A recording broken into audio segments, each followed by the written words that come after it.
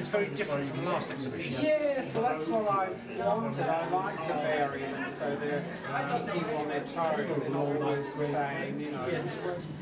You're just constantly learning as you go along and working on things and developing them, learning from mistakes. Learning from, and then other people, like just, it's great because, you know, you can just, you know, other people here, you can just ask them what they think. Yeah. Non-stop. Yeah. My partner, Michael, did a PhD on the Cistercians in the north.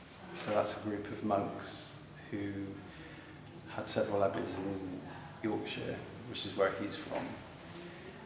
And part of his job, he had to go there a lot. I would go with him, and I just constantly was seeing these incredible sights. And the Cistercians particularly wanted to get away from everyone else, and so they found these very remote spots. And they still are quite sort of remote. I'll see something when I'm there, a certain angle in combination with an atmosphere. So I did Kirkstall, which is Leeds, I've done Fountains, I've done Byland, and one called Sawley.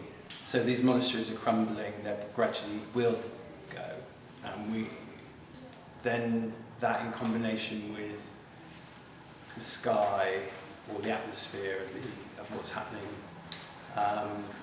for me is quite, I don't know, it feels very sort of quite moving in a way, I suppose. I like the emotion that I feel when I see it, and I like the emotion when I try and make them to come through, if you see what I mean. And I thought it was really nice to show them with the mandas, because there is a kind of slightly rural, you know, they're not in the city, they're outside in these very remote places sometimes in beautiful settings. And I thought that'd go really well with Amanda's work. And also I'd never shown the four abbeys before together, so I thought it would be really nice for me personally to see them up. With these you tend to just do black and white, not colour. Colour, I really miss colour with these, but this is quite good for precision and getting detail.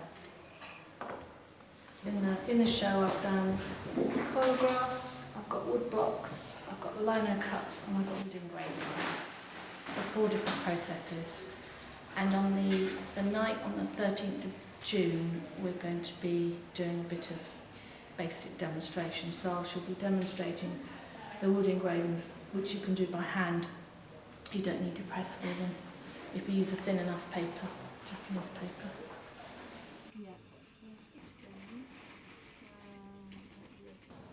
Well, I'm an occupational therapist, so I used to work in mental health, so I would work a little bit with art therapists, but now I work with older people, and a lot of older people who've had fallen over, and I run groups for them to help build up their strength, balance, flexibility, endurance. Mainly it's around balance and confidence, actually. And that's held at St Pancras in South Wing. So I go there on a Tuesday afternoon to give a talk based on trying to help people with those particular problems. I get all my inspiration from outside of work, really.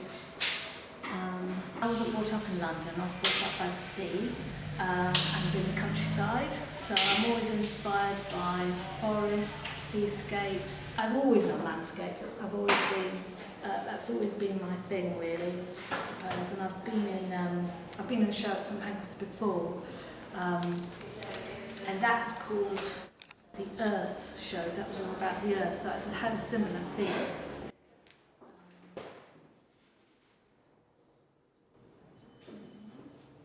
So that's just the first layer.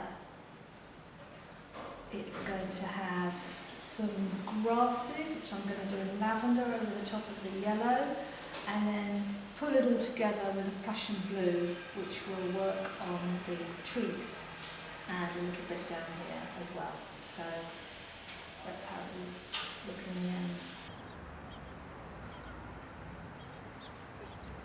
And it was generated from a show we had called Love Letter to London, and I did a view from a bridge. And quite quickly I realised A, that I was interested in doing that, and B, that it was actually quite lots of people were interested as well in a commercial way. And I built up quite a few views from the bridges, and my kind of dream is to have every bridge view, both sides. I've only done about 5. And how many bridges are there? It's probably about, how many bridges are there? About 10?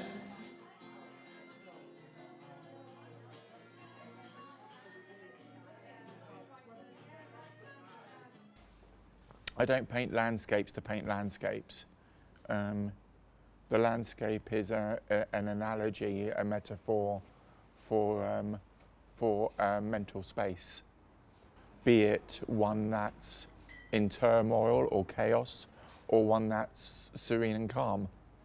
But it's very much a way of explaining mental state. So in many respects, the work can be very much viewed as self-portrait more than anything else. The image source material is actually video and photographs from the US military of 1950s and 1960s atomic bomb tests. I got very interested in them about 12 years ago, 13 years ago, and started thinking about the atomic bomb as being a metaphor for a line drawn in the sand that once you've stepped over it, you can't step back.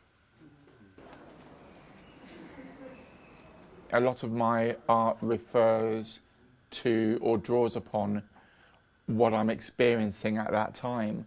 So I was going through a lot of personal turmoil. And the idea that the atomic bomb was so destructive and yet so creative. One thing that has evolved during the past 3 years of the degree is an understanding that my work really comes out of writing. So I write, it spurs ideas and provokes thoughts about the kind of the concepts of a work and moods and feelings about what a work might be, questions I want to explore, try and make sense of through a work. And then I produce the work, which then generates more writing, which leads into more work. So, but I mean, I was doing that all subconsciously before the degree, and now it's happening a lot more consciously.